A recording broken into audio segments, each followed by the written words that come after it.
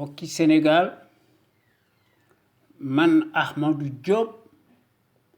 seen fidèle chroniqueur hebdomadaire ak seen serviteur moo leen di nuyu ci sunu waxtaan wi tuddee xew-xew réew mi ma leen koy defal bu soobee yàlla bu ma fi yàlla bàyyee bu leen fi yàlla bàyyee talaata bu nekk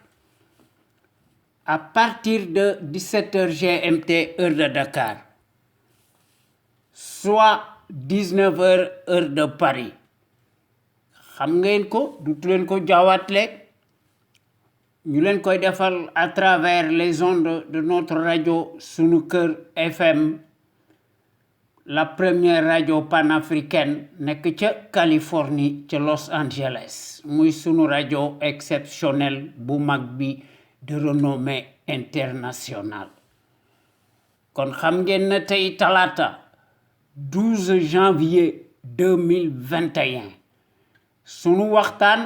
wi tuddee xew-xew réew mi day gën a am solo ci li may tàmbalee mooy xam ngeen ne depuis le 4 janvier 2021 Diary Sow kenn amut nouvelle am disparition inquiétante étrange de l'étudiante sénégalaise bu nekk ci lycée Louis le Grand ci Paris kenn xamut fu mu nekk waaw piste yu bari la ñu jël en compte même figu bi sax gaañe duñ ko exclure ndax ñi ngi koy envisager toute sa famille s'inquiète wax dëgg yàlla et tout le Sénégal et en total émoi cela nous trouble et nous inquiète muy Diary Sow mention très bien la amoon ci baccalauréat 2018-2019 au concours général deuxième année préparatoire la nekkoon physique et chimie la doon def dafa bëggoon a dugg ci l'école polytechnique pour des études d'ingénieur kon yàlla buur la qu'elle soit en vie Diary Sow bu ko dara dal que Dieu le miséricorde le clément le tout-puissant par sa baraka la protège amiin wax dëgg yàlla te loolu noo ngi koy ñaawlu yàlla nag bari na sutura waaw bu loolu wee la caste des voleurs par des raccourcis politiques des postes de nomination s'unit. C'est la règle taboue au Sénégal. Euphémisme le déroutant à dormir debout et à couper le souffle du ma tay di ko wax. La répétition est pédagogique. Kii de digle càngaay mësta set dafa takk rip tilim. Il reste silencieux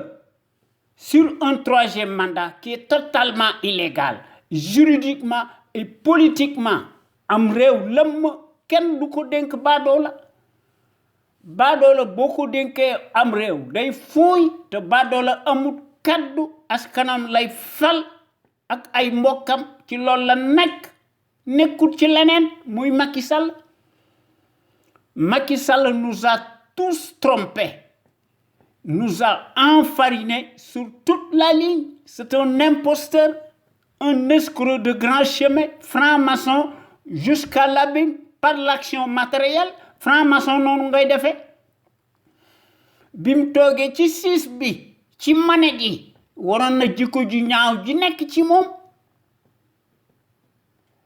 nga xam ne moom ci boppam dafa ñëw au pouvoir à cause de l'esclandre de ces milliards yi nga xam ne def ko sàcc dans les postes de nomination tànn sa bu la neex kooku noonu rek la ñuy mën a gouverner muy l'autocrate ci la nekk kon il faut que ñu jël yeneen matukaay ñu génn ci suñuy paramètres de cirques électoraux bu nu ko defut jël bu rëy la ñuy daanu waaye nag que voulez-vous en Afrique dite honteusement francophone les manières aléatoires des satellites pantins nègres de service seeni mbir day jaar comme une lettre à la poste ndax dañ leen a làq ñuy am le vent en poupe te loolu c'est surréaliste wérgu yaram musu fee am tous les principaux pouvoirs politiques qui se sont succédés jusqu'ici ont manifestement failli à leur mission régalienne musuñu déglu benn yoon Cheikh Anta Diop suñ jàmbaar ju mag ji qui fut incontestablement le visionnaire hors pair, l'éternelle figure de proue, charismatique, l'icône exceptionnelle, emblématique, le gros calibre homme d'honneur, le Camille panafricain,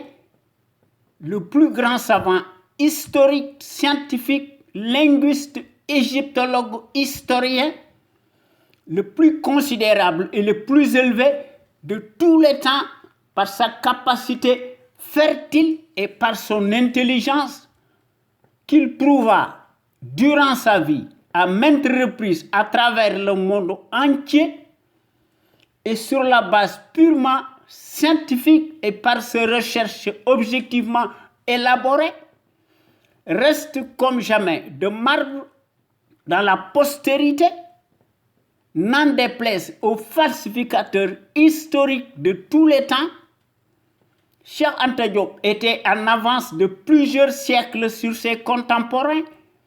Waaye bizarrement, les poupées nègres de service multimilliardaires,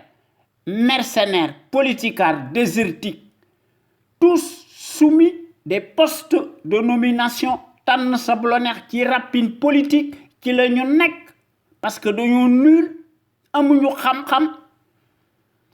amuñu benn iota de science peu ou prou waaye nag dañoo am le vent en poupe waaye baadolo bi mu jël coupe bi daf fee nekk di dekkal des décrets présidentialistes inflationnistes automatiques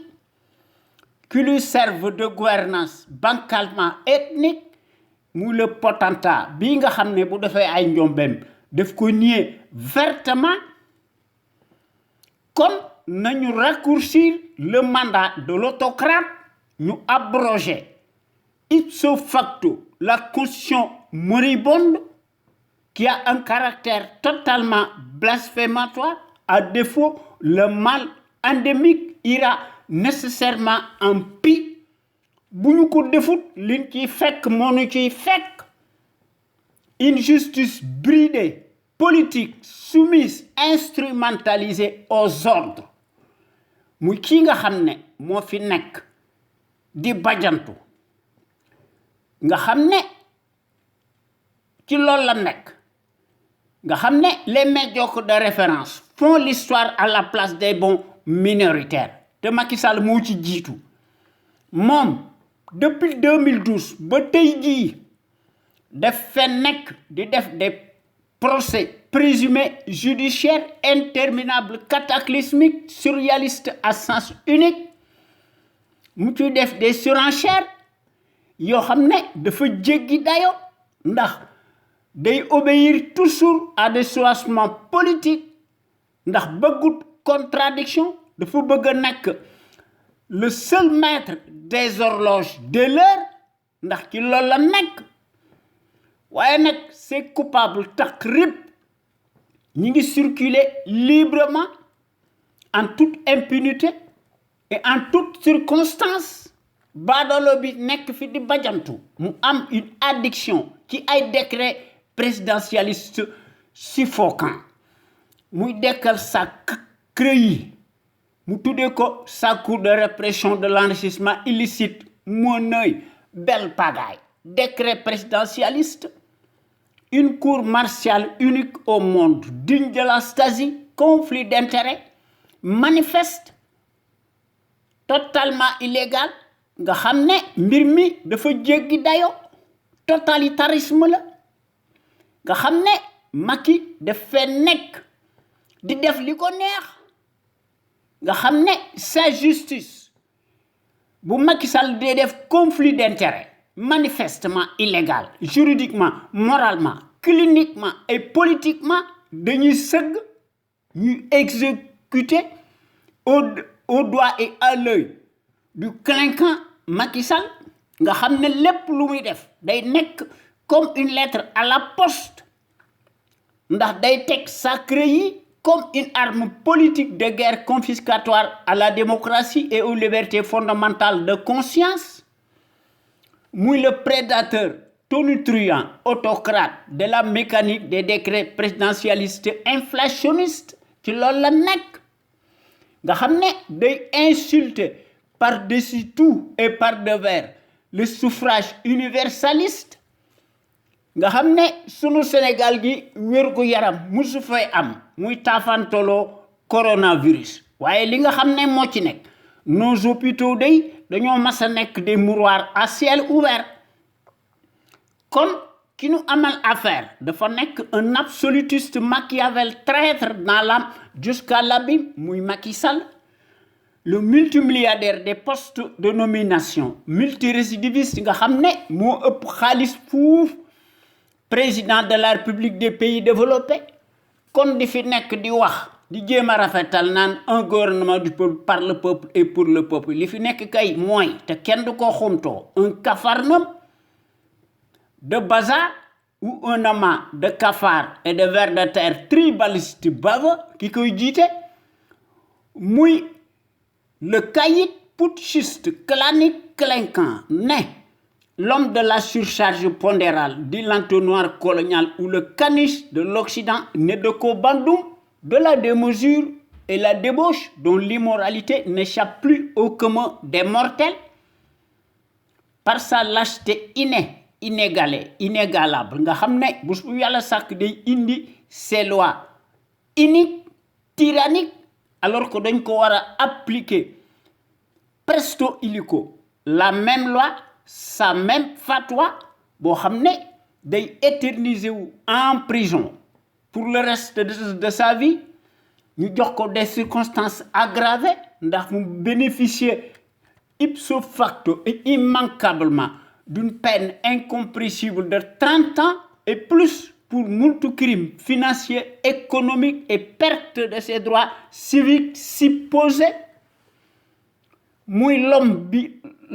le personnage curieux qui emprisonne à tout vent par sa lâcheté, muy abusé de la force publique et des moyens de l'État. nga xam ne muy cisailler un par un tous ses adversaires politiques immédiats qui lui font de l'ombre. kooku dañ ko war a traquer ñu traîner ko dans la boue ñu amener ko à Rebeuss menottes au poignet sa place mësta nekk au palais moom xam na ko moom ci boppam waaye comme d'habitude yéen waa Sénégal ak sénégalais ak sénégalaises yi nekk ca biir réew ma ak sénégalais ak sénégalaises yi nekk ci extérieur maa ngi leen di nuyooti te di leen sant te di leen gërëm te di leen sargal di dégg ci déglu bi ngeen ñuy déglu gàcce ngalama yéen waa Sénégal amu leen morom ñoo ngi jox njukkal aussi tous nos auditeurs ak suñuy auditrices góor ak jigéen mag ak ndaw fàttewuñu kenn te noo ngi remercier les sentinelles ci Sénégal nga xam ne góor yi bu ñu def seen waxtaan suñu waxtaan ñu tuddee ko l'info autrement ñu koy def altine ak alxames à partir de 16h GMT heure du Sénégal góor yi di ci def des rediffusions massives par des audios très audibles toute la semaine nga xam ne gor yi dañoo gis ne mbir mi dafa nekk une question de fibre patriotique, de pédagogie, d'abnégation, de dévouement et d'altruisme. Ñuy mettre en lumière ci suñu digg penc mi les mystifications du label menteur, professionnel, profanateur, mécréant, franc-maçon nga xam ne fàtte na li taxoon ñu fal ko ci 2012 à cause de notre étourderie généralisée à l'échelle nationale. Ñu faloon ko dans des circonstances totalement exceptionnelles, inédites. Mu dige fi dige yu bari waaye weddi na lépp. Kooku il s'est métamorphosé lamentablement en changeant comme une girouette, comme si rien n'était. Kooku mooy le minable kleptocrate des horloges, des leurs, agitateur, traître, teigneux en place. Mësta am benn mérite, te mësta am benn scrupule, te mësta am benn sympathie, te mësta am benn empathie, te amut benn lueur d'humilité, peu ou prou mënu ko couvrir, xam na ko. Il laisse lui-même dans son fort intérieur qui est en totale putréfaction. Muy Macky Sall himself en chair et en os nga xam ne dafa nekk un accident de l'histoire. Macky Sall est plus dangereux qu'une enzyme. Toute sa politique daf ko masa teg ci ay tappale ay jubadi nga xam ne muy dekkal les vieux schémas décriés mu teg ko ci guerre yaakaar ne mën naa garder le pouvoir et pour ce faire il s'appuie mordicus sur ces justiciers nga xam ne moo leen yilif lu mu leen wax ñu def ko mu leen di considérer comme ses armes de guerre. waaye nag gor yi nga xam ne ñooy wax à travers les ondes de notre rajo Sunu Kër FM nga xam ne bu ñu paree ci sunu waxtaan wi ñu indi beneen waxtaan ñu tuddee ko en toute objectivité loolu doyut. Dimanche bu nekk gor yi nekk ci beneen waxtaan ñu tuddee ko la voix des jeunes maanaam baatu ndaw ñi ak yoonu ndaw ñi ñu ciy indi seeni expertise remarquable ñu koy def ci seen coobarey bopp ndax suñu réew mi jëm ci kanam. ñu ko def à travers les ondes de notre radio Sunu Kër FM, la première radio panafricaine nekk ca Californie muy sunu radio exceptionnel bu mag bi de renommée internationale. waaye ñun ñi nga xam ne ñoo nekk ci conscience patriotique xam sa réew bëgg sa réew jariñ sa réew sunu existence li ko waral mooy dañu bëgg a tabaxaat sunu réew mi de manière que un état régalien am fi de droit, séparation des pouvoirs am fi, une justice impartiale non soumise am fi, de manière que véritable contre-pouvoir réel am fi su réew mi yilif boppam lépp lu muy def mu def ko ci coobarey boppam sans la liberté kenn mënta tabax dara lu jag. waaye baadoolo bi yoonam nekkul ci loolu muy l'envoyé spécial colonial attitré en Afrique et accrédité à Dakar, en l'occurrence Macky Sall le pantin. Ci 2012 à nos jours ba tey jii day noo ngi assister à une république des ribambelles, des scandales et ses casseroles torrentielles à l'infini, avec le summum d'une dictature qui tourne comme jamais à plein régime, intégralement négationniste d'apartheid. Ñu nekk ci seeni parjure cataclysmique saaga la ñu gën a man que ci liggéey. waaye nag suñu réew mi dañuy inverser les rôles nga xam ne badoolo yi nekk ci li ñu nekk nga xam ne les politicards kii saaga tey soo liggéey su falo moom la ñuy àndal nga xam ne jubuñu ndax ñun ñëpp dëng majoritairement. waaye nag ñun ñi nga xam ne ñoo nekk ci CPC loolu bokkut ci suñuy vision de la démocratie. sunu Sénégal gi lu ñu mën a wax dafa mas a nekk un grand pays historique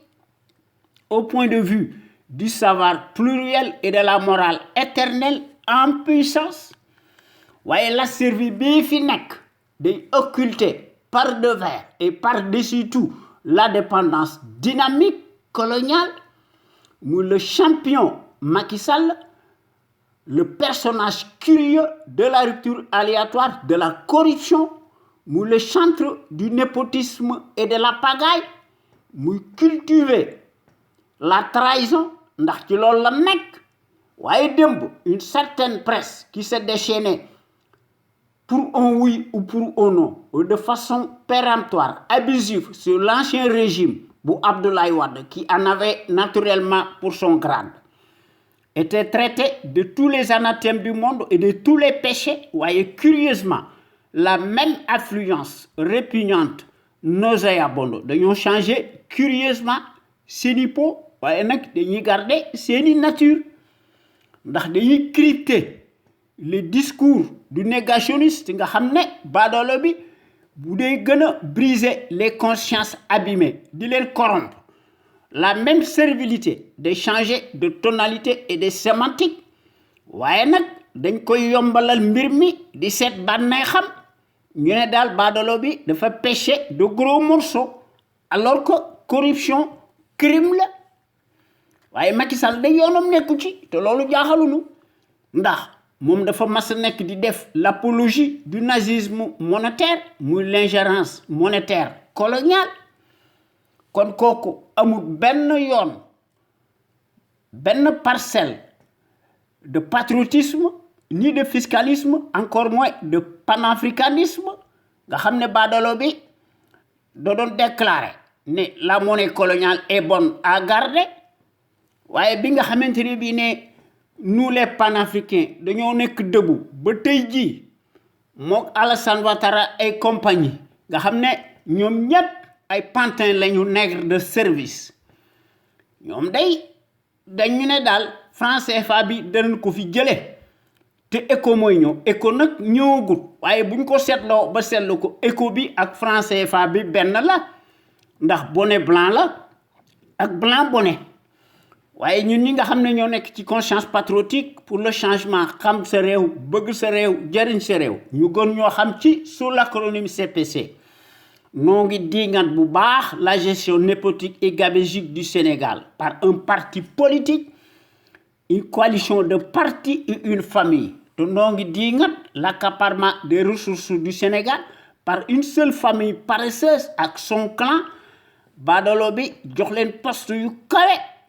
de haute stratégie nga xam ne mbir mi corporatisme la, indignement ethnique. Baadoolo bi jox leen poste yu kawe dans toutes les structures de l'État sénégalais vassalisé jusqu'à l'ALI, comme si les compétences et les expériences des CV bidonnés de Ramassi se mesurent scandaleusement et exclusivement à l'aune des mêmes patronymes particuliers visiblement bien sonnants. Kooku mooy la conviction surréaliste du négationniste Macky Sall qui foule du pied bés bu yàlla sàkk les affaires de la cité, mu le traître en chair et en os qui le prouve matériellement sur le terrain du crime. Ndax ci xam-xamam bu gàtt day gis ne la médiocratie et les postes octroyés se conçoivent exclusivement à l'aune du bazar et au nom de la consanguinité ethnique et à la proximité de l'idolâtrie représentée par le binôme des mystifications indignement idiocratiques. Te Mariam Faye xam na ci dara ak ay mbokkam ak ay rakkam ak ay magam. Macky Sall a nommé plus qu'un village entier portant les mêmes patronymes particuliers visiblement bien sonnants.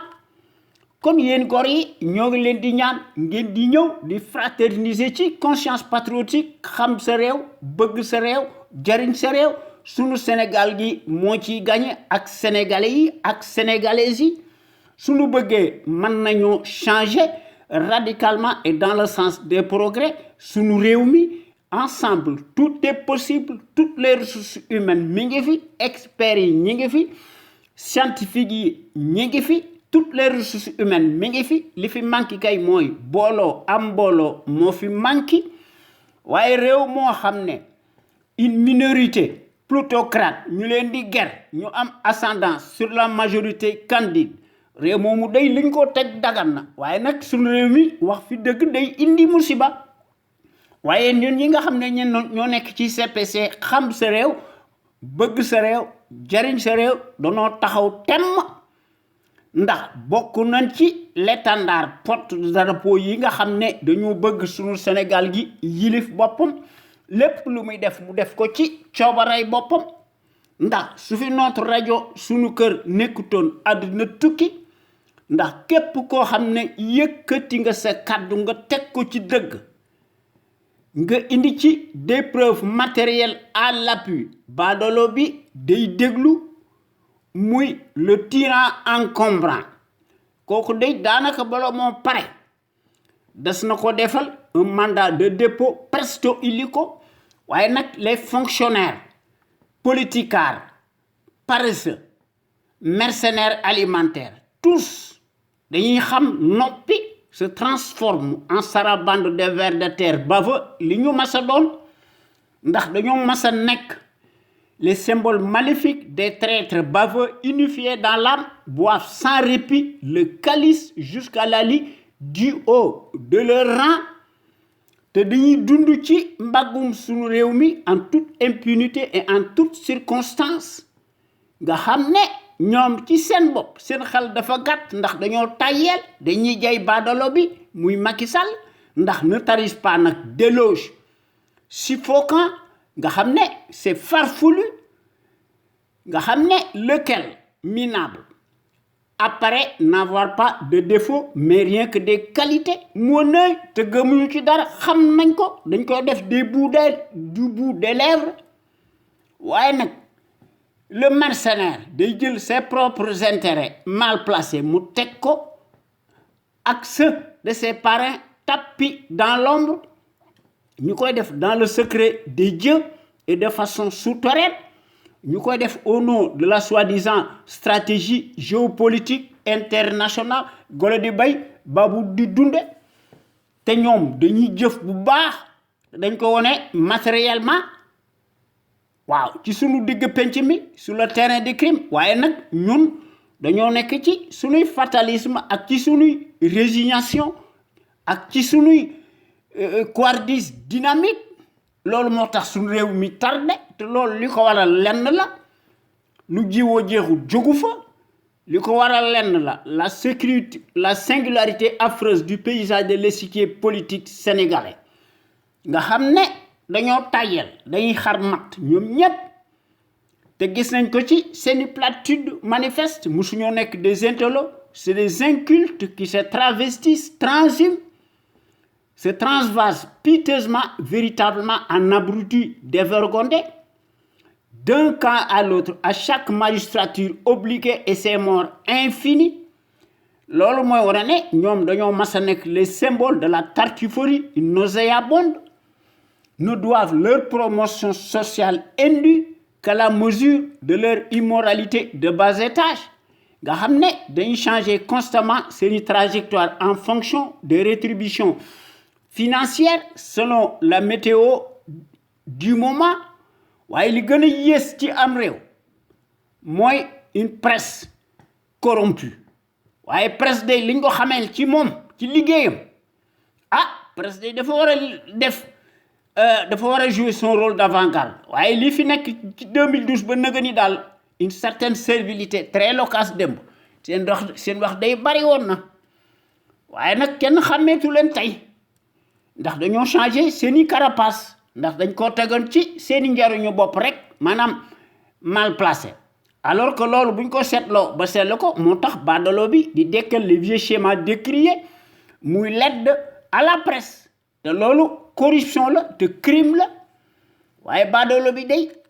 yoonam nekkul ci misère galopante des Sénégalais et des Sénégalaises yi ñi ko faloon ton bokk ci par suñuy étourderie généralisée à l'échelle nationale fàtte nanu ndax il nous a toujours habitués à des faux bons yoonam nekkul ci l'augmentation des denrées de première nécessité te Banque mondiale di ko digtal ak les FMI te li ci gën a doy waar mooy les coupures intempestives récurrentes du courant électrique xuy kamaj foo ko takk weesu na ko ndax day atteindre des proportions démesurées sans compter nag les factures de complaisance et le manque d'eau potable nga xam ne ndox fu mu amut courant amu fa day nekk une menace réelle pour la santé des populations ndax ku mënta lijjanti sam ndox boo nee da ngay def plan Sénégal émergent loolu ay fen la waaye li nga xam ne daal moo fi nekk depuis 2012 ba nagani te loolu mooy tardé suñu réew mi l'émergence coloniale ak ethnique en puissance en continu moo fi nekk suñu Sénégal gii daal ñu ne moo yilif boppam suñu Sénégal gii ñu ne dafa am indépendance totale politique économique ak ci lépp loolu da ay kàcc la ndax li nga xam ne daal moo ci nekk c'est le gendarme colonial daal mooy jàllale la passerelle des télécommunications de l'État asservi sénégalais waaye réew yi nga xam ne dañoo am fayda su fa amee des minerais muy jamaa ak ci lépp surtout pétrole et gaz dañ koy foqar ci nang ko te kenn du leen tiiñ ci suuf tey te kenn du leen tiiñ suuf ëllëg waaw xam ne sax ñoom ñoo moom seen bopp waaye nag sunu élite de pakutu yi dañoo nekk ci leneen te Macky Sall moo ci jiitu ndax mooy les chefs de service des nègres pantins satellites waaye li nga xam ne daal moo nekk ci sunu réew mi daal mooy la dépendance financière politique de la presse dafa mas a nekk une réelle menace à la démocratie te loolu cela en dit long sur cette presse corrompue très bavarde jusqu'à la lit démb ñoom dañoo noppi tëj seen gimiñ nga xam ne amuñu benn moralité peu ou prou nga xam ne c'est une presse affreuse affluente par son abondance nauséabonde pantouflarde affamée par définition pourrie de la tête aux pieds nga xam ne bés bu yàlla sàkk dañuy tàllal seeni kël di laaj ndimbal di laaj pitance s'offre piteusement en se dégonflant à la place publique parce que engraissé ndax dañuy prêter le flanc parce que ay farandool lañu dañuy tàllal seeni kël di yalwaan waaye nag presse boobu yoonam nekkul ci la déontologie professionnelle journalistique nga xam ne elle s'en fout de tout ndax dañuy piétiner allègrement les traitements objectifs des informations indispensables se cramponne nag et se complaît dangereusement ci seeni bassesse dégoulinante nga xam ne dañuy bind li nga xam ne baadoolo bi moom la bëgg ñu koy bind ak li ñu war a wax nga xam ne te loolu la ñuy def ñu koy exécuter nag lamentablement le couteau sur la gorge te loolu jaaxalul ci baadoolo bi ndax moom it ci loolu la nekkoon ay poste de domination moo tax mu falu ndax Sénégal fenn ak xaalis mooy fale du démocratie du ay discours du empathie du sympathie du leneen waaye nag baadoolo bi wane na boppam ndax kuñ di njëmb nga génne yelle leer ci suñu dëkk bi di def ko fukki yoon dëkk ci ndax un fonctionnaire si riche n'est jamais synonyme de patriotisme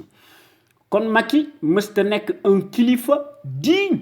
mais dafa nekk un indigne chef de bande d'un parti politique cliniquement clanique clinquant ndax yàgg na ko wone ci suñu digg penc mi suñu digg dëkk bi muy le pion Macky Sall le laboratoire du foutoir en chair et en os nga xam ne démb ak tey ci 2012 ñu ngi koy peindre sous les défroques victimaires des leurs et ce sous la baguette magique de la référence propagandiste mondialiste de l'arbitraire et de la tyrannie autoproclamée faiseur de roi et d'opinion ñi ngi jokkook ba nëgëni dans le secret des dieux avec le vacarme hystérique de la servilité endogène en place waaye baadaloo bi loolu la xam ñu koy jaay moo tax le larbin continue de jouer nécessairement et obligatoirement sur le piano américano-français waaye nag yoonam nekku ci à nos attentes pressantes sociales urgentes ndax yoonam nekku ci il s'en fout de tout il passe tout son temps à restreindre drastiquement et davantage la liberté d'expression day gën a jënd les consciences abîmées présumées notables de l'heure waaye yemul ci loolu day commander par devers et par-dessus tout du matériel de répression waaye nag les populations sénégalaises siphonnées astiquées ñu leen di considérer comme un matelas financier extensible ñu leen di cribler d'impôts et de taxes de toutes sortes ñooy fay bor bi te bor bi dis na gann waaye yet wi nga xam ne moo ñu duma ñoo koy jënd te paaka bi ni rendi noo koy daas te loolu ci Afrique rek lañ ko gis loolu moo tax Afrique dellu ginnaaw loolu moo tax ñun ñi nga xam ne ñoo nekk ci conscience patriotique xam sa réew bëgg sa réew jëriñ sa réew dañoo taxaw temm ndax suñu réew mi yilif boppam ndax c'est à ce prisme là que suñu Sénégal gi mën a retrouver sa dignité ak sa plénitude ak son rayonnement boo xam ne moo koy choisir librement sur des bases voulues à l'instar des nations émergentes te loolu la répétition est pédagogique ndax hier comme aujourd'hui depuis 17 ans notre radio sunuker.com qui est à l'avant-garde et à la pointe du combat juste et pour l'émergence du Sénégal debout et fier de l'être sunu rajo bu mag bi mësta nekk ci les chantiers battus ndax sunu rajo bu mag bi day proposer du neuf te day briser les tabous te day bousculer les idées reçues te day innover maanaam day indi yokkute ndax sunu rajo bu mag bi day populariser la démocratie ndax sunu rajo bu mag bi mësta nekk ci les conventions ubuesques de l'établissement s'inscrit nag bés bu yàlla sàkk dans sa trajectoire révolutionnaire qui évolue dans le bon sens des valeurs et des progrès immenses, exponentiels, salutaires et indispensables pour que nous soyons capables d'assurer le destin de notre pays sur des bases voulues, en toute logique, en toute indépendance et en toute conscience. Ndax nag, qu'on le veuille ou non, n'en déplaise à la pestilentielle apérisée, notre média est devenu, comme jamais, un phénomène de société, reste le seul à aborder librement les sujets les plus variés qui sont considérés comme la loi de l'omerta, en particulier la gouvernance politique, bancale, ethnique que les médias serviles du service public ña fa nekk ñoo fa mas a nekk loolu gis nañ ko ci la maison présumée de la presse te loolu moo am ci APS te loolu moo am ci RTS la radio télévision Racine Talla Macky Sall te loolu moo am ci sur le journal Le Soleil jant bi yaa xam mbay day xar matt transhumant bu mag la waaye nag day saaga nga xam ne la presse publique privée ak tous les médias daanaka passent tous au peigne fin tous arrimés et deviennent de facto des instruments alimentaires ridiculement politiques loufoques soumis aux ordres monopolisés par le pouvoir calamiteux tortionnaire usurier nga xam ne dañuy xam noppi di sëgg ndax dañoo manqué patriotisme ak civisme waaye nag suñu rajo bu mag bi mooy mottali seeni taar seeni ndëggte te loolu gis nañ ko tant par la qualité des informations qui sont largement publiées à travers notre site sunuker.com que par les analyses pertinentes des sentinelles sénégalaises à travers suñu rajo bu mag bi nga xam ne moo nekk l'avant-garde du civisme et du patriotisme te loolu noo ngi ko def en toute humilité te loolu dafa nekk une exclusivité de notre site sunuker.com ak sunu site sunuker.com nga xam ne vous ne trouvez nulle part ailleurs de telles informations capitales utiles les plus importantes si diverses et variées par leur qualité éminemment prouvée surtout nag celle qui relève incontestablement de la géopolitique qui contraste nag parfaitement avec la platitude manifeste de la servilité en place nga xam ne dañ fee nekk jéem a daganal le bilan si chaotique du négationniste ethnique révisionniste et dont l'immoralité maraudante sans égal exceptionnelle et substantielle à son taux d'ADN nga xam ne évidemment il n'y a rien d'étonnant de la part d'un professionnel menteur profanateur mécréant franc-maçon qui ment plus qu'il ne respire waaye li nga xam ne daal moo nekk ci suñu réew mi nga xam ne kenn du ko xomtoo suñu Sénégal gi daal su bëggee génn ci lonk bi ñu nekk ak ci pénombre bi et du guépé infernal bi nga xam ne baaloola bi mënu ko teg depuis 8 ans nañ ko wàññi il faut que ñu régler le compte du traître Macky Sall en chair et en os nga xam ne la bande et sa bande de fripouilles alignés buñ ko defut dañuy gën a dellu ginnaaw ndax masla bi doy na sëkk ndax masla bi dafa mel ni que leneen li nuru waaye nag suñu réew mi daanaka kenn du fi wax dëgg waaye suñu rajo bu mag bi daal un panel d'intellectuels d'hommes et de femmes nga xam ne ñoom ñëpp dañoo mas a nekk de gros calibre doué en matière grise s'expriment en toute logique en toute connaissance de cause et en toute conscience ndax dañuy démontrer magistralement chaque jour que Dieu fait leur capacité intellectuelle yoo xam ne ñoom borom xam-xam lañu kaar ndax dañoo nekk des têtes bien pleines ndax ñooy décortiquer di décrypter ndax ñooy font part de leurs produits toxiques chimiques, notamment les faits divers scientifiques, sanitaires, sociaux, religieux, politiques, sans oublier les incivilités patentes dont sont coupables les politicards véreux qui ont manifestement failli à leur mission régalienne. Ndax dañuy ubbi di gën a ubbeeti la boîte de Pandore à certains Sénégalais égarés par leur manque de conscience qui se soulagent publiquement et piteusement aux abords des bâtiments. te loolu dañ koo gis ci politicards yi nga xam ne moom lañu rey ndax lu jiwoo jeexul jógu fa waaye suñ rajo bu mag bi daal moo nekk notre rajo la plus populaire qui reste comme jamais l'éternelle cheville ouvrière des sentinelles sénégalaises aux vérités implacables, aux bras d'acier inachetables, et qui font constamment preuve d'analyse pertinente sans complaisance, ne souffrant d'aucune ambiguïté sur la chose publique muy sunu Sénégal yi nga xam ne soo ubbee l'actualité politique bi da ngay ruus te da ngay jommi ndax l'actualité politique bi day gën a abondante ndax day senn di siit duñu xam fan la ñuy commencer ak fan la ñuy teeral dañuy seet li nga xam ne mënuñu koo ñàkk bañ a wax ñu wax ko ndax bu ñu bëggee wax lépp nag duñ ci génn loolu tax na ba ñun ñi nga xam ne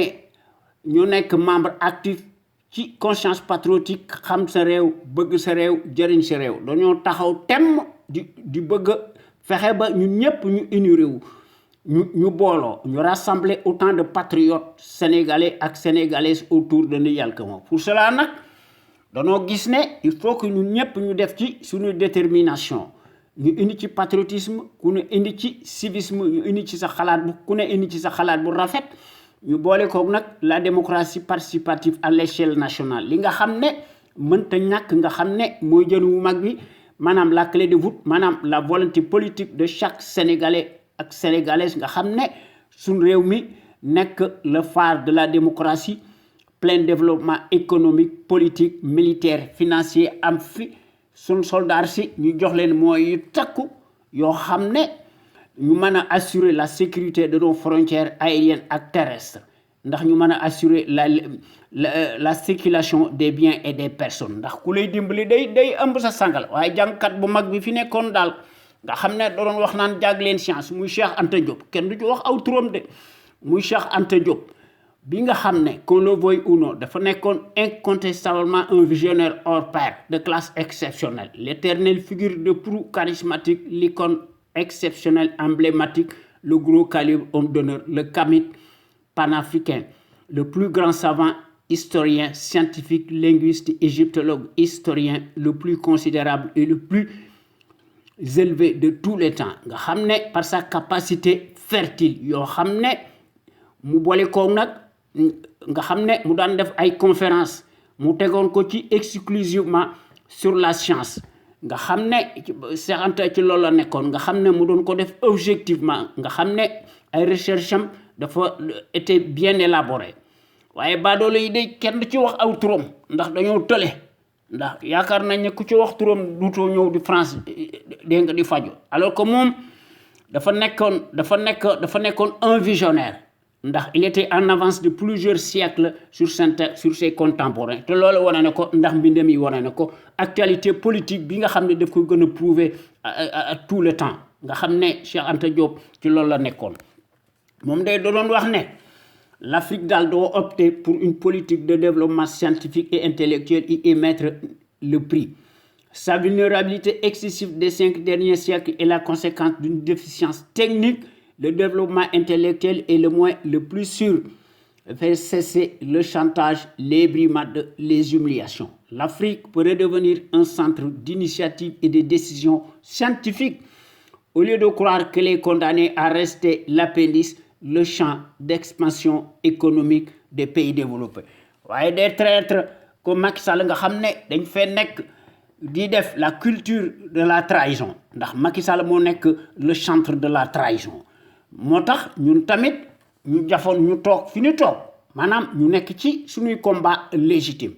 moo tax ñuy wax ne il faut que ñu réformer impérativement le régime présidentiel moribond prédateur par définition ñu remplacer ko par un régime parlementaire bi fi nekkoon leneen lu nu mën a def day nekk lu dul un coup d'épée dans l'eau te loolu danoo bëgg suñu Sénégal gi nekk dynamique de plus en plus ñu indi fi des principes démocratiques et des institutions fortes inviolables respectées par des patriotes sénégalais imbus de la fibre d'honneur suñ fi bëggee am une gouvernance irréprochable ak un état de droit boo xam ne mbir moomu dafa nekk une tâche primordiale à laquelle nous devons nous atteler kon il faut que ñu créer nag les conditions obligatoires boo xam ne une véritable gouvernance politique économique saine transparente financière attentive et ce ñu teg ko sur la base de nos intérêts nationaux vitaux et légitimes de la nation sénégalaise pour toutes ces raisons nag et pour ce faire il faut que ñu teg ci suñu bopp réew mi de véritables sentinelles sénégalaises impartiales charismatiques de manière qu'elles soient en mesure de créer une impulsion dynamique pérenne. Cela étant, il faut que nous cultivions le patriotisme, la démocratie, la justice sociale et la justice tout court. Nous indiquons l'éthique, l'équité, l'unité nationale am fi, sécurité am fi, te lu ci manki wax deug yalla dara du xew. Waaye ñun ñi nga xam ne daal ñoo nekk ci CPC xam sa réew bëgg sa réew jëriñ sa réew dañoo taxaw temm di rehausser l'étendard de nos valeurs. Pour cela nag nous devons nous inspirer et puiser dans le trésor inestimable de nos valeureux hommes d'honneur yoo xam ne ay suufi yu mag lañu dañoo màndu ñu tëdd ci suñu digg dëkk bi nga xam ne ñu jàngale seen xam-xam ci suñu université yi ci suñu collège yi ci suñu daara yi ak ci suñu école primaire yi te bu ñu fàtte aussi suñu jàmbaar ju mag ji muy Lat Dior Ngoné Latyr Diop l'homme de la résistance armée notre héros national qui combattit farouchement et héroïquement l'armada coloniale pendant 24 ans malgré nag la supériorité numérique et matérielle des envahisseurs nga xam ne Lat Dior Ngoné Latyr Diop a versé son sang et marqué d'une empreinte digitale sa vie a livré des combats acharnés sans merci combats yu metti face à l'armada du colonialisme repoussant. Lat Dior Ngoné Latyr Diop, notre héros national, tomba sur le champ de l'honneur, les armes à la main, à la bataille de Dekele le jeudi 27 octobre 1886 avec 2 de ses enfants majeurs, Thiendella Niabass ak Sakhewar Niabass. Ci bis boobu, beaucoup de ces guerriers redoutables, ils laissèrent leur vie. Yal na leen Yàlla xare àjjana amiin. Mu ci combat historique boobu resté de marbre. waaye démb daal dans l'histoire du Sénégal en tout cas ci Kajoor n'importe qui daal ne pouvait pas prétendre le titre de Damel du Kajoor ndax ci jamono jooju li ngay wuyoo da nga koy nuru ndax ci jamono jooju daal soo bëggee nekkee Damel du Kajoor il fallait y avoir l'esprit du sacrifice et la capacité de résistance da ngaa war a am abnégation ak dévouement ak altruisme te da ngaa war a nekk un homme de poigne te doo trembler comme une feuille morte te da ngaa war a subir nag autant d'épreuves d'endurance te da ngaa war a combattre en même temps sur le terrain des hostilités. Lat Dior def na ko à l'âge de 15 ans te moom rek moo ko mas a def ci àdduna bi waaye tey jii ci sunu Sénégal gi des temps modernes méconnaissables aujourd'hui nos soi-disant présidentialistes de la République des leurs et des ténèbres te ki ci jiitu muy sàcckat bu moom bi nga xam ne dafa fen ba jàll ndax ci Sénégal xaalis ak fen mooy fale tous dañoo nekk des multimilliardaires par les raccourcis politiques des postes de nomination tànn sa bu la neex nga xam ne ay fankat yu mag lañu la plupart d'entre eux se réduisent en roitelets pour n'être que des abrutis poltrons des clowns de pacotille entourés de garde-corps se donnent nag la qualité de dirigeants imaginaires nga xam ne gëmuñu ci dara ndax c'est des dévergondés te bu ñu fàtte aussi les gros calibres de la trempe de Cheikh Anta Diop ak Mamadou Dia que sais-je encore ndax jàmbaar yi bari nañ ci sunu réew mi jeexu fi il faut que nous cultivions le civisme chez les populations. Que le civisme est le réflexe décent de tout citoyen responsable qui a sa place dans la société. Le civisme implique le savoir-faire et la civilité lorsqu'il s'agit de la chose publique. En tant que citoyen à part entière, soo amee ay droit da nga am ay devoir waaye Macky Sall de moom kenn duutu jaawatle ndëngte gi mu nekk ndax ñëpp xam nañ ko. waaye ñun ñi nga xam ne ñoo nekk ci CPC daal bokk nañ ci l'avant-garde yi nga xam ne dañoo bëgg a yee nit ñi te loolu nag ñoo ngi ci def une vaste campagne de sensibilisation massive de manière que chaque fois scrutin am chaque Sénégalais ak Sénégalais fu mu mën a nekk da ngaa war a armé de ton bulletin de vote nga xam ne ñu seet ki nga xam ne ginnaawam set na nga xam ne li mu am jaadu na wala jaaduwut ñu seet ay mbokkam seet ses arrières maanaam ses arrière parents ses arrière grands parents ay résistants la ñu woon wala wala ay complices lañu wala ay collaborationnistes lañu waaw bu fekkente ni bi nag wax dëgg yàlla ay résistants lañ woon ñu seet ki nga xam ne nag wax dëgg yàlla lim am jaadu ñu wateel ko nag librement en toute logique en toute conscience et en toute indépendance muy ki nga xam ne moo défendre par son altruisme exponentiel l'intérêt général su fekkente ni bi ne scrutin am na waaye baadoolo bi day du ma taay di ko wax baadoolo bi day ay carte moo tax mu falu ci 2012 waaye day gaw ma ne ay carte moo ko fi jële ndax ci Sénégal fen ak xaalis mooy fala leneen lu fale Macky Sall day moom dafa nekk ci corruption waaw ndax ci la masa nekk ndax Macky Sall est réfractaire à la démocratie suffrage universaliste day du ko génne ci pouvoir bi kon il faut que ñu utiliser d'autres paramètres distincts des cycles électoraux ñu génn ci suñuy convention pacifique ñu contraindre ko par la force bon gré et mal gré mu nekk ko mu naqari ko mu mën a abdiquer lui-même à la place publique ñu juger ko pour multi par jour cataclysmique waaye nag baadoolo bi day moom ak Alassane Ouattara et compagnie ñoom dañuy gis ne l'issue des scrutins de pacotille daal ñu ngi ko jouer nécessairement dans la cour des voleurs en bande organisée ndax dañuy gis ne daal mbir mi dafa nekk une simple formalité administrative qui passe comme une lettre à la poste kon sunu Sénégal gi li muy mujje na ko jëkke ndax sunu Sénégal gi mënta échapper vraiment aux contingences mondiales obligatoires spécifiques à chaque peuple ndax lépp lu muy def mu def ko ci coobarey boppam ak njariñu boppam waaye nag suñu dëkk bi leneen moo fi nekk waaye nag suñu rajo bi nga xam ne ci loolu la nekk dafa nekk notre rajo est la plus crédible par son activisme par son patriotisme actif ndax suñu rajo bu mag bi dafa am des qualités exceptionnelles la qualité nag est avant tout un état d'esprit qui vise à l'excellence yokkute am fi ci jëf ak ci jikko won ko askan wi bu leer naññi te loolu la suñu rajo bi am ak gar yi nga xam ne dañoo mas a nekk de véritables sentinelles sénégalaises qui s'expriment librement en toute logique, en toute indépendance et en toute conscience sur des bases voulues et qui compensent par leur esprit alerte la bassesse et la médiocrité d'une certaine classe plutocrate multimilliardaire des raccourcis politiques. ndax sentinelles sénégalaises qui s'expriment à travers les ondes de notre radio Sunu Kër ñoom ñëpp dañoo am une logique crédible, patriotique, nationaliste bien placée qu'elle distille peu à peu et abondamment dans les consciences sénégalaises pour que sunu Sénégal gi aille de l'avant ndax sunu Sénégal gi topp ci sur la trajectoire des grandes nations émergentes nga xam ne ku leen tooñ ñu diggaale ko yow ba mu saf-sap te loolu kenn dutu ko jaawatle ci sunu rajo bu mag bi nga xam ne quant à elle historiquement et présentement elle est par définition la référence exemplaire. Et à la différence d'une certaine caste servile achetable de référence, s'accommode mécaniquement et hystériquement par la désinformation et la manipulation. N'agit qu'au doigt et à l'œil du régime capitulaire négationniste fantoche et de son chef valet, menteur, professionnel, profanateur, mécréant, franc-maçon, nègre de service en place muy Macky Sall. waaye nag suñu rajo bu mag bi sunukër.com fidèle à elle-même bu ndee war dëgg dans sa ligne éditoriale qu'on lui connaît nécessairement, il reste comme jamais le rempart de la démocratie réelle qui porte par excellence la marque du support médiatique sénégalais le plus libre pour son indépendance plausible par rapport à un exécutif corrompu, juste et parti impulsif et qui dicte par devers sa propre loi arbitraire au nom de la tyrannie pour faire taire toute voix discordante des opinions libres. ndax góor yi nga xam ne ñooy wax à travers les ondes de notre rajo Sunu Kër wute nañoo politikaar yi nga xam ne dañuy tàllal seeni këll di sukkal baadoolo bi di ko tuubal alors que baadoolo boobu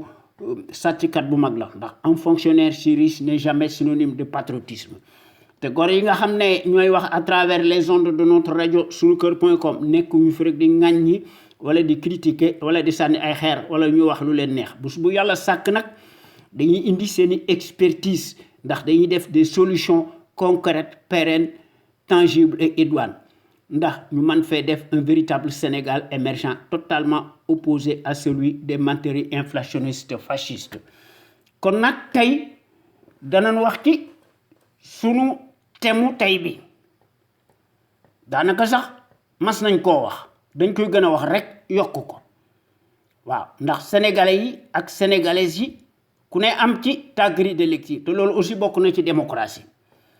kon noonu wax ci sunu thème tey bi maanaam nañu wax ci Covid-19 et les surenchères surréalistes du consulat général du Sénégal à Paris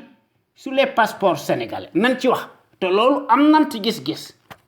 te danañ ci indi sunu xalaat ak ci sunu jàngat par sunu expertise avérée kum neex nag weddi ko waaye doo fi teg dara ndax les faits historiques parlent d'eux-mêmes et maintenant même parce que coow li bari na parce que dañuy latoo corona bi di def seeni ndëngate état du Sénégal ñoo leen di fay ndax Macky Sall a pris toutes les dispositions di leen takkal ay grade di leen def ay diplôme ay diplomate waaye nag quand il s'agit ñu dimbali Sénégalais yi seen yoon nekku ci kooku trahison la kon Macky Sall promeut la trahison ndax loolu kat moo fi nekk kon les propos que j'utilise à l'encontre du consulat général du Sénégal ne sont ni déplacés ni offensants, loin de là. Ce sont des vérités éternelles devant l'éternel. Ne prenons aucun risque. Il faut que nous arrivions à démanteler la caste ethnique en bande organisée et son parrain, le vendu. Qui nga xamné de fennek di lak son troisième mandat illégal. Nga xamné te lolu war no jox un déclic et un catalyseur pour nous virer et le juger à la place publique pour nous trahison. Nous devons en toute légitimité. En ce moment, nous avons kenn ku ñu rendre des comptes. Waaw ndax Sénégal moom moo yilif boppam moom lépp lu muy def koy def ci coobarey boppam. Loolu moo war a ne quoi que l'on puisse dire bi pënduwure les vieilles habitudes localement usuelles qui ont la peau dure se transposent textuellement dans les consulats généraux du Sénégal, madame Tibitim Rew. Et dans une certaine mesure, la contagion mortelle qui demeure le bouc émissaire n'est que la face cachée de l'iceberg de ce qui se passe fréquemment sur le terrain du crime du Sénégal. Ndax prolongement la, ndax benn la. Ndax Macky Sall ci loolu la nekk, njariñam rek ci la nekk. Waaye quand il s'agit de défendre les Sénégalais, muy régler seeni mbir yoonam nekku ci. Il est abonné absent. Waaye corona bi da ci def politique waaye bëggut kenn ko wax ndax baadoola noonu ngay defee. Kon ces pratiques condamnables restent un tabou au Sénégal et le fatalisme et la résignation aggravent de façon permanente nos éternelles déconvenues et nos régressions crescendo. Loolu moo fi nekk ndax depuis presque un an la crise sanitaire défraie hystériquement la chronique sert d'alibi farfelu ou d'exutoire, un fourre-tout. Wow, un foutoir fourre-tout est désigné du doigt comme l'unique coupable numéro 1 de la planète entière. Attire par devers tous les projecteurs et cristallise sans répit les esprits. Waaye tey jii fii ci sunu réew mi on l'oublie souvent, le visible et l'invisible s'opposent systématiquement ndax ñoo ko tey parce que dañ ci am seen njariñ ndax jub nekkut dans le champ d'action de l'autocrate Macky Sall. La corruption, madame, ce mal endémique ou ce crime qui n'a que trop duré, se passe sous silence et qui gangrène dangereusement notre société depuis des lustres. Ndax, suñu dëkk bi, tout citoyen ou citoyenne qui veut absolument obtenir d'urgence soit un état civil, soit tout autre document administratif indispensable de quelque nature que ce soit, il faut nécessairement faire appel à des connaissances, c'est-à-dire des bras longs, ou mettre la main dans la poche. À défaut, la demande vieillira dans les tiroirs, sera systématiquement oubliée et classée sans autre forme de procès. Cela devient une norme établie au Sénégal. Ndax ci loolu lañ nekk. Waaye nag lu jiwoo jógu fa. Les décrets inflationnistes d'urgence sanitaire et du couvre-feu ou les symboles de l'escobarderie et du mimétisme renversant. Je pèse bien mes mots, sont-ils vraiment efficaces ou justifiés au Sénégal? La question se pose. Waaye nag pour se défausser de tout et se décharger de tous ces reniements et ces renoncements incommensurables qui sont à l'infini, le tout répressif, qui mélange tout et n'importe quoi, sévit, sert de rigueur et de surenchère tout azimut. Loolu moo am ci suñu dëkk bi. waaye li ci doy waar est la malaria, qui est aussi dangereuse que le Covid-19 et à laquelle s'y ajoute en abondance mortifère. Les autres maladies à ciel ouvert n'ont jamais suscité la moindre émotion dans le monde entier. Te nekk te mës def l'objet de points de presse waaye nag day continuer pourtant de faire plus de victimes au Sénégal et en Afrique. Silence radio. Waaw loolu moo ci nekk waaye nag li nga xam ne moo ci nekk toutes ces mesures autoritaires qui sont empilées les unes après les autres relèvent-elles donc d'un principe de précaution ou une volonté du politiquement incapable tendant à compenser son amateurisme certain pour limiter par la ruse la liberté d'expression et la circulation des citoyens que l'on tient à museler aussi durablement que cela sera nécessaire. Et au nom de la pandémie universaliste standardisée. Macky Sall non la ko gisee ndax lu tubaab bi def mu def ko. Ce qui est déjà cocasse, c'est que celui qui bannit vertement un état de droit, la transparence et la rupture, que sais-je encore, de surfer et s'apitoie mordicus tel une teigne sur la pandémie, mais en même temps de faire balayer pour avoir réduit au silence et à bras raccourcis tous ses adversaires politiques par sa justice politique interposée, instrumentalisée. Passe maintenant à la vitesse supérieure, tient absolument à dissoudre coûte que coûte le parti politique PASTEF, de sorte qu'il subisse systématiquement la peine de mort politique. Waaye li nga xam ne moo ci nekk politiquement, rationnellement et raisonnablement, au nom de la morale, je m'interroge à juste titre sur les dessous de la pandémie dans notre pays étrange et à la renverse mouille le Sénégal. Voyez, ici, en hexagone, pour obtenir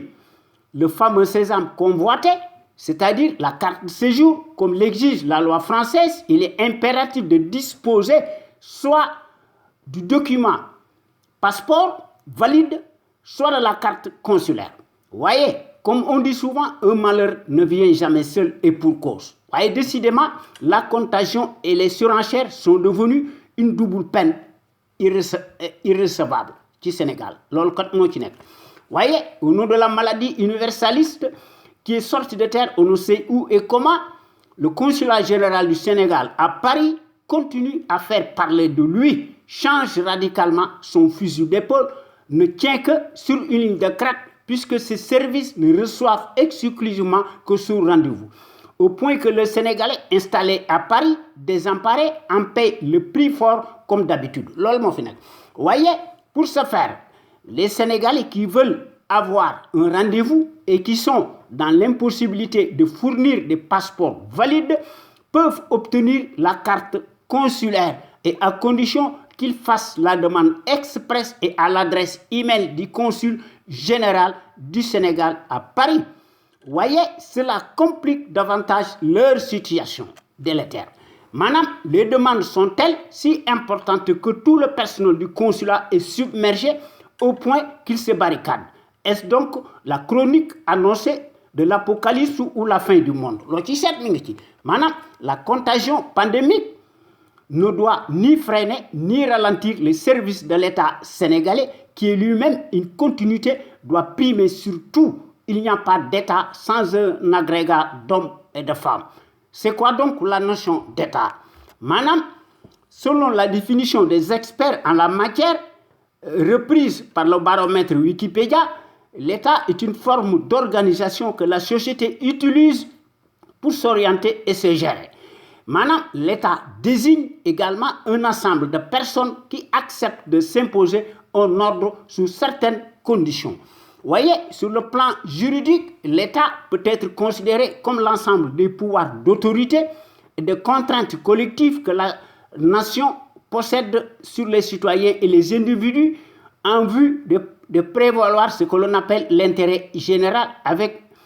une nuance éthique, le bien public ou le bien commun. Voyez, un État digne de lui a donc l'obligation de satisfaire à la demande légitime, urgente de ses ressortissants et à chaque instant. Voyez, à chaque situation exceptionnelle, des solutions exceptionnelles et pérennes. De surcroît, sans la participation directe des citoyens et des citoyennes, le chef de l'exécutif communément appelé le président de la République, y compris tous les corps qui se rattachent à lui, n'auraient aucun pouvoir, peu ou prou, n'existeraient même pas, encore moins d'être des autorités supposées comme telles. Voyez, aussi surréaliste que cela puisse paraître, l'obtention d'un passeport sénégalais est devenue un enfer à ciel ouvert, un casse-tête au moins de chantage, de pression en permanence, relève incontestablement d'un véritable parcours du combattant. Comme s'il se mendie et se discute à coup d'intervention obligée, interposée ou par une poignée d'euros en toute discrétion. Et ce n'est pas tout, loin de là, puisque les pièces d'identité deviennent elles aussi un purgatoire à l'exception des militants ou des militantes de la paire qui le conquièrent en cas de besoin et en un cas de tour et sans trop de casse. Il y a donc apparemment deux types de citoyens qui s'opposent, n'ont pas les mêmes droits. Maintenant, les premiers bénéficient de privilèges incommensurables, indus et de passe-droits illimités, tandis que les seconds, présumés d'avance castés, sont considérés comme des pestiférés jusqu'à la lie et sous l'autel d'intouchables maudits qui existe en Inde. Dafa mel ni que loolu la waaye li nga xam ne ci un état civilisé, la mission régalienne d'un état civilisé et responsable, c'est de garantir les services et agir rapidement et en continu, et quelle que soit la situation insolite et sa nature. Voyez, bizarrement, état bi yenn état bu Sénégal dafa mel ni que dafa am d'autres priorités que de satisfaire à la demande des Sénégalais de l'extérieur. Ndax ceux qui sont nommés des consuls généraux par décret bénéficient de privilèges indus. Connaissent-ils vraiment leur mission? La question se pose. Loolu kat moo fi nekk. Les autres consulats généraux du Sénégal qui se trouvent dans l'Hexagone s'inscrivent tous dans le même registre que celui de Paris. Les contribuables sénégalais qui sont criblés d'impôts et de taxes de toutes sortes payent les diplomates de l'État sénégalais et tous les fonctionnaires. Manifestement, il y a lieu de parler des manquements et des dysfonctionnements en continu d'un incurieux État en faillite totale face à ses obligations primaires. Loolu kat moo fi nekk kon boo gaañi maa ngi leen di jox rendez-vous talaata bi di ñëw ci sunu waxtaan wi ñu tuddee xew-xew réew mi ñu leen koy defal à travers les ondes de notre radio Sunu Kër FM, notre première radio panafricaine nekk ca Californie muy sunu radio exceptionnelle bu mag bi de renommée internationale. Jërëjëf.